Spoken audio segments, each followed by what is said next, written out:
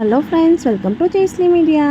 நம்ம வீடியோ இப்போ தான் ஃபர்ஸ்ட் டைம் பார்க்குறீங்க அப்படின்னா ப்ளீஸ் சப்ஸ்கிரைப் பண்ணி பாருங்கள். இன்றைக்கி நம்ம நான்வெஜ்க்கு ஏற்ற மாதிரி ஒரு சூப்பரான ஒரு மசாலா தான் நம்ம ரெடி பண்ண போகிறோம்.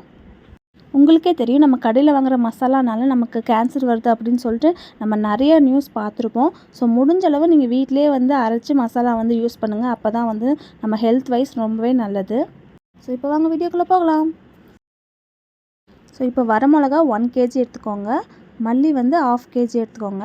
ஸோ இப்போ நான் சொல்கிற குவான்டிட்டி எல்லாமே உங்களுக்கு ஒரு 6 month ஆர் 8 month கண்டிப்பாக வரும். வரமிளகா மல்லி தனித்தனியாக வறுத்து வச்சுருங்க ஒரு பேனில்.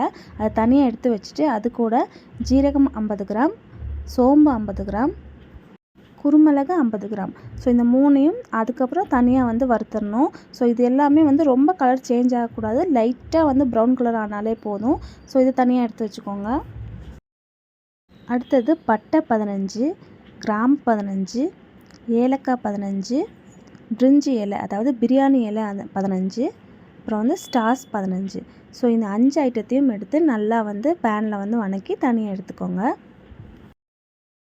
அடுத்தது கட்டி மஞ்சள் ஒரு 15 எடுத்துக்கோங்க. ஸோ அது மாதிரி நான் கட்டி அங்கே காமிச்சிருக்கேன் பார்த்தீங்களா, அதே மாதிரி. அடுத்தது கசகசா ஒரு 5 டேபிள் ஸ்பூன் அளவுக்கு எடுத்துக்கோங்க. ஸோ இதை ரெண்டையும் நல்லா வணக்கி தனியாக எடுத்துக்கோங்க.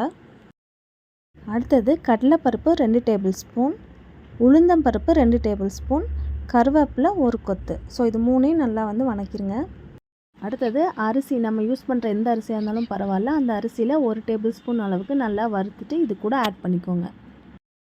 இப்போ இது எல்லாத்தையும் சூடு ஆறுனதுக்கப்புறம் நம்ம கடையில் கொடுத்து அரைச்சா நம்மளோட சூப்பரான நான்வெஜ் மசாலா ரெடி. ஸோ இப்படி செஞ்சு ஒரு கறி குழம்பு வச்சு பாருங்கள், வீடே மணக்கும். ஸோ இந்த மசாலா ரொம்ப ரொம்ப சூப்பராக இருக்கும். முடிஞ்ச அளவு கடையில் வாங்கி நீங்கள் யூஸ் பண்ணுறதை விட்டுட்டு நீங்களே வீட்டில் இது மாதிரி அரைச்சி ட்ரை பண்ணி பாருங்கள். ஹெல்த் வைஸ் ரொம்ப ரொம்ப நல்லது. ஸோ குழம்புமே ரொம்ப ரொம்ப டேஸ்ட்டாக இருக்கும்.